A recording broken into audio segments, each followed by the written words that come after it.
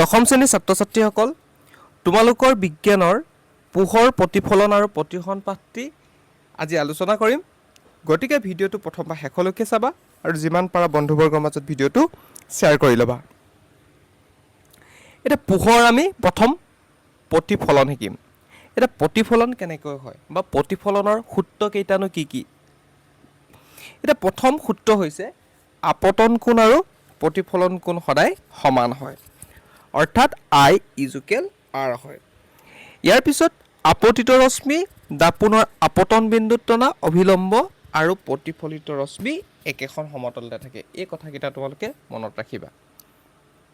ইয়াৰ পিছত আমি গোলাকাৰ দাপোনৰ বিষয়ে শিকিম এই গোলাকাৰ দাপোন কাক কয়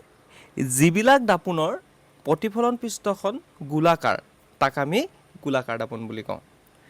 ইয়াৰ লগে লগে আমি আৰু এখন দাপোন শিকিব লাগিব সেইখন দাপোন হৈছে সমতল দাপোন যিখন তোমালোকে আইনা হিচাপে ব্যৱহাৰ কৰা তোমালোকে যিখন ড্ৰেছিং আইনা বা তোমালোকে যিখন আইনা হিচাপে তোমালোকে চোৱা মুখ চোৱা সেই দাপোনখনে হৈছে এখন সমতল দাপোন এই সমতল দাপোন কথা উল্লেখ হওঁতে মই তোমালোকক আৰু এটা কথা কৈ দিছোঁ সমতল দাপোনে সদায় +1 অসৎ আৰু থিয় প্ৰতিবিম্ব গঠন কৰে এইটো কথা তোমালোকে মনত ৰাখি ল'বা এতিয়া মই ক'ত গৈ আছিলোঁ গোলাকাৰ দাপোনত এতিয়া গোলাকাৰ দাপোনখনত আমি দুটা ভাগ পাওঁ সেই ভাগকেইটা হৈছে অৱতল আৰু উত্তল এতিয়া অৱতল দাপোননো কাক কয় যিবিলাক গোলাকাৰ দাপোনৰ প্ৰতিফলন পৃষ্ঠখন ভিতৰৰ ফাললৈ বেকা তাক আমি কি বুলি কওঁ অৱতল দাপোন আৰু যিবিলাক দাপোনৰ বা যিবিলাক গোলাকাৰ দাপোনৰ প্ৰতিফলন পৃষ্ঠখন বাহিৰৰ ফাললৈ বেকা তাক আমি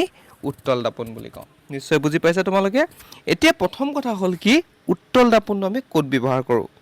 গাড়ী হেডলাইট টৰ্চ লাইট দাঁতৰ ডাক্তৰে ব্যৱহাৰ কৰে দাড়ি খুওৱা হিচাপেও এই দাপোন ব্যৱহাৰ কৰা হয় এতিয়া উত্তল দাপোন এই উত্তল দাপোনখনো ক'ত ব্যৱহাৰ কৰা হয়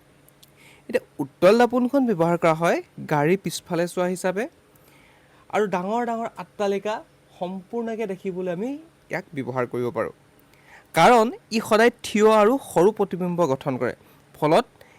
বহল দৃষ্টিগোচৰ ক্ষেত্ৰ এখন আমি ইয়াৰ পৰা পাব পাৰোঁ এতিয়া তোমালোকে ইয়াৰ পিছত দাপোনৰ বাবে কিছুমান সূত্ৰ জানিব লাগিব এতিয়া প্ৰথমতে তোমালোকে সূত্ৰ জনাৰ আগতে ফকাছ দৈৰ্ঘ্য আৰু ভাঁজ ব্যাসাৰ্ধৰ মাজৰ সম্পৰ্কটো জানিব লাগিব ইয়াৰ সম্পৰ্কটো হৈছে R = 2F এতিয়া দাপোনৰ সূত্ৰটো তোমালোকে মনত ৰাখি ল'বা এইটো হৈছে 1/v + 1/u = 1/f এই সূত্ৰটো ব্যৱহাৰ কৰি কেনেকৈ যিখিনি গাণিতিক সমাধান আছে সেইখিনি কেনেকৈ কৰিব লাগে ইয়াৰ ওপৰতো মই ভিডিঅ' প্ৰস্তুত কৰিম গতিকে তোমালোকে প্ৰথম যিমান পাৰা ভিডিঅ'টো শ্বেয়াৰ কৰি দিয়া তোমালোকৰ বন্ধুবৰ্গৰ মাজলৈ এতিয়া দাপোনৰ সূত্ৰটো জনাৰ লগে লগে তোমালোকে আৰু কেইটামান কথা জানিব লাগিব সেইকেইটা হৈছে প্ৰতিবিম্ব দূৰত্ব এতিয়া প্ৰতিবিম্ব দূৰত্বক আমি v আখৰে সূচাওঁ লক্ষ্য বস্তু দূৰত্বক u আখৰে সূচাওঁ আৰু ফকাছ দৈৰ্ঘ্যক আমি f আখৰে সূচাওঁ এইকেইটা কথা তোমালোকে লক্ষ্য কৰিবা এতিয়া তোমালোকক মই এই দাপোন কেইখন লৈ আহিছোঁ চোৱা এই দাপোন কেইখন কোনখন কি হয় এই দাপোনখন হৈছে এখন অৱতল দাপোন আৰু এইখন হৈছে এখন উত্তল দাপোন এতিয়া চোৱা ইয়াত এটা কথা আহে তোমালোকৰ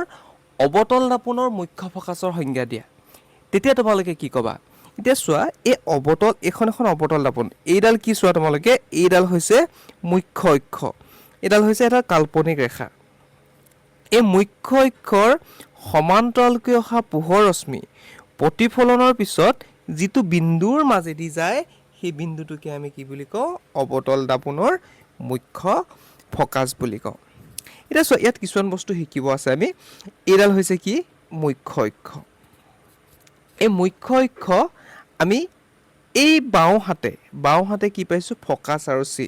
মানে দাপোনৰ প্ৰতিফলন পৃষ্ঠ সন্মুখত পাইছোঁ বাওঁফালে যদি পাওঁ তেতিয়াহ'লে ফকাছ আৰু ফকাছ দৈৰ্ঘ্যটো কি হ'ব মাইনাছ হ'ব অৰ্থাৎ অৱতল দাপোনৰ ফকাছ দৈৰ্ঘ্যটো কি হয় মাইনাছত হয় সেইটো কথা তোমালোকে মনত ৰাখি ল'বা ইয়াৰ পিছত উত্তল দাপোনত চোৱা এই উত্তল দাপোনখনৰ ফকাছ দৈৰ্ঘ্য আৰু চিটো চোৱা দাপোনখনৰ সোঁফালে আছে অৰ্থাৎ দাপোনৰ প্ৰতিফলন পৃষ্ঠৰ বাওঁফাল মানে প্ৰতিফলন পৃষ্ঠৰ বিপৰীত ফালে আছে মানে সোঁফালে আছে এতিয়া চোৱা এই পোহৰ ৰশ্মিডাল কি হয় বাওঁফালৰ পৰা আহি দাপোনৰ পৃষ্ঠত পৰিছে কিন্তু ইয়াৰ ফকাছ আৰু চিটো ক'ত আছে সোঁফালে আছে গতিকে ইয়াৰ ফকাছটো কি হয় প্লাছ হয় আৰু ভাঁজ ব্যাসাৰ্ধ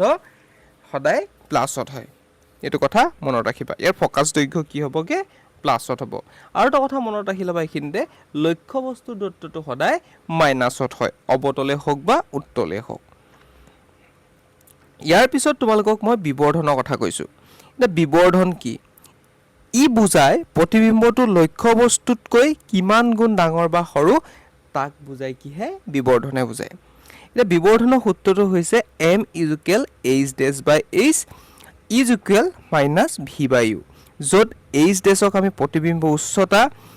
hক আমি লক্ষ্য বস্তু উচ্চতা বুলি কওঁ এতিয়া প্ৰথম তোমালোকে পোহৰৰ প্ৰতিফলন কথাখিনি শিকিলা